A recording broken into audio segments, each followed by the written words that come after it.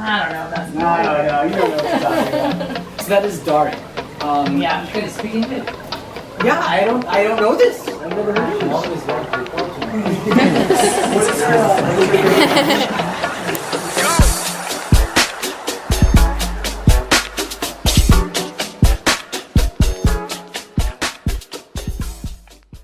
There are 65.6 million people displaced worldwide, the highest it's ever been.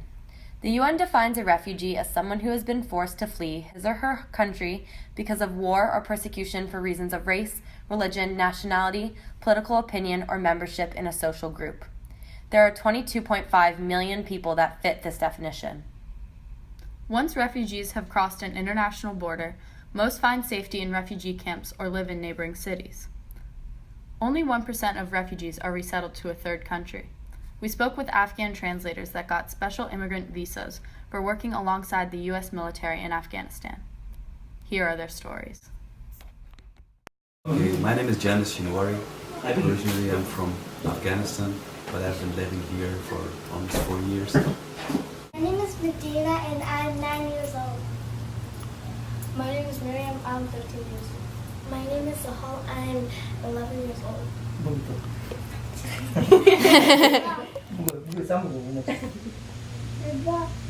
My name is Misba. We're calling Misba, and his official name is Hashman.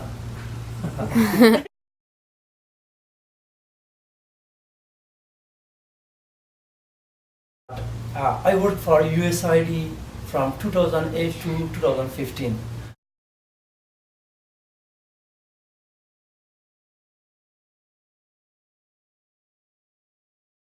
The translator, like our job was not only translating. Like that's how like people say we are like Tom, I, and everything for the American. Like we are, the translator is like a bridge between the Afghan National Army and civilian and the U.S. military. Like that's how our job is really important. And if there's no bridge, you cannot cross from one side to another side.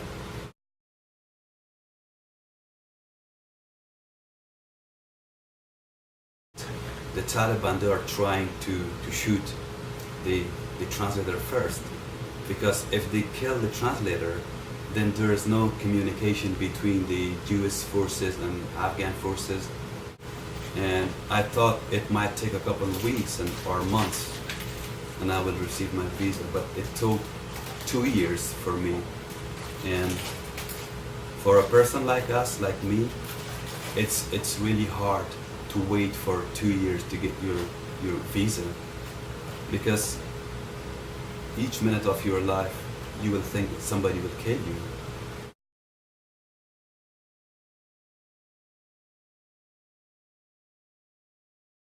The hardest thing that I had to endure when I was back in my country, and my name was added to the Taliban kill list. Since I saved my Zeller life, my name was added to the Taliban kill list. And I was in the military base a couple miles from my home. Even I couldn't go to visit my wife and my kids. And that was the hardest thing in my life. I was a couple miles away from my family, but I was not able to go and visit them for 2 years. If you apply for visa, it takes from 1 to 10 years to get your visa. I still have some friends back in Afghanistan that they applied in 2009 and 2010, but still there are cases in administrative processing, and we lost a lot of translators that they were waiting to receive their visas. For the people like us, they are like the most wanted people for the enemies to kill them, and this is hard for them to wait. Actually, it's hard to find a government job or an office job, because when the SIVs they are coming to United States, because they don't have an experience here in the United States, they are not qualified for an office job.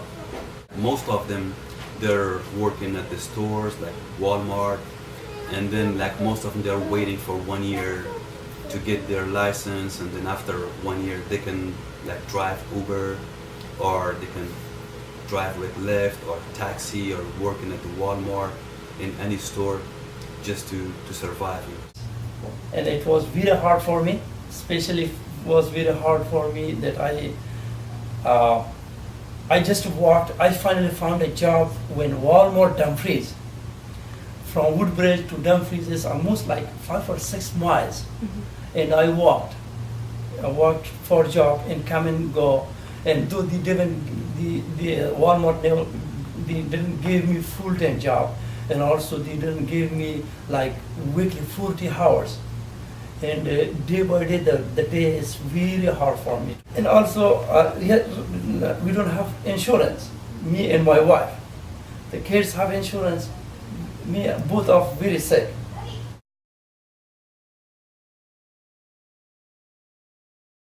We are from Afghanistan. We did our high school, our college, and the university in our country. When we put it here in our resume, or if we go like fill an online application for a job, it goes automatically to the junk box because the system does not recognize the name of our school, our college, nothing. It goes to the junk box and nobody even check it. You will not receive a call for interview. The life is going like that, and still looking. When I have a very strong CV that only I worked 8 years for USAID, special my work experience around 15 years. I work for UN.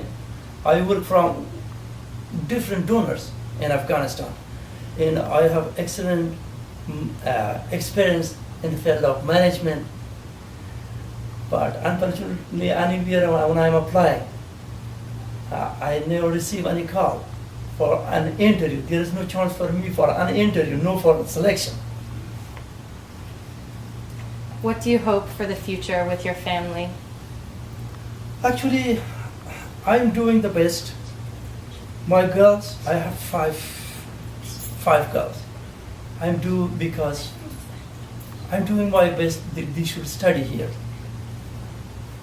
And my son is also one. I'm working for them hard. I couldn't find the job that will cover my monthly income or monthly the rent of my apartment. And the car that left behind helped me. Still, I'm driving this. What I'm doing, I'm working Domino's. I'm delivering pizza and going that time like 5 and coming like 2 a.m., sometimes 3 a.m. And when I'm coming back, I don't have sleep time and sleepless here because it's 2 rooms, the beds and kids is a lot of here. So when I sleep, they wake up back, you know.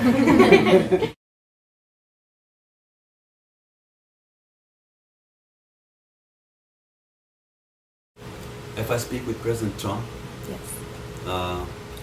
I will tell him to be fair with Muslims. Muslims are not terrorists. They're good people. They're friendly people. When I saved Matt's life, next morning he came to me at the dining facility and he asked me why I did this, because he was expecting this from one of his own unit members, from one of his own Americans, but nobody went to save his life. Me, as a Muslim, I went and saved his life. It means that we are like peaceful people. We are like, somebody's life has more value for us. And I will tell Trump, like, I'm one of them. I'm one of those Muslim people that we call them terrorists. If somebody comes to you and asks for help, you need to help them in any circumstance. Even if you lose your life, you have to help those people. I did my Shinwari to my brother, to my Zeller. I put my life in danger and I saved his life. That's how Shinwari is. My goal is to do my education here and go back to my country to do something to help my people. My future plan is good is that I also have studied more. I want to study here. But if I could find a chance, if the life will give me the chance to start again here. Our expectation was when we come here, the U.S. government will take care of us and we will have a really good life. But since we came here, that was not true. Even the U.S. government didn't care like who you are and what we have done, and we did everything by our own. I hope that the U.S. government should take care of these people because we took care of them back in our country. We did our part. Now this is their turn to do their part, and at least if they can't do anything, they can welcome us. They can find us a good job.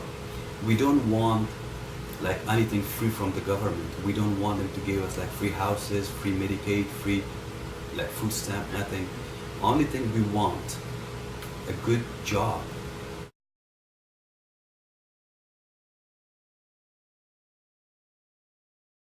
I'm a veteran. I served in Iraq and Afghanistan with the U.S. Army. And from our perspective, translators are veterans just like we are. We want them to have a veteran's preference when they apply for jobs. We want them to have access to the VA and have all the benefits that we enjoy. So Janis, on behalf of all of us, thank you so much. We really appreciate everything. Thank you so much. Thank you.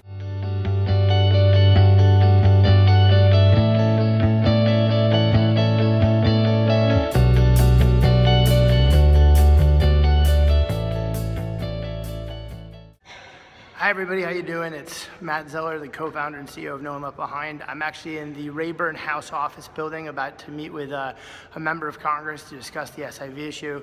I just wanted to thank Annalise, Amelia, Meg, and Margaret, and all the wonderful people at Georgetown Day for helping to bring and raise awareness about the SIV issue and for standing with our nation's veterans and ensuring our country continues to keep its promise to them. Thank you so much. You have my absolutely profound thanks.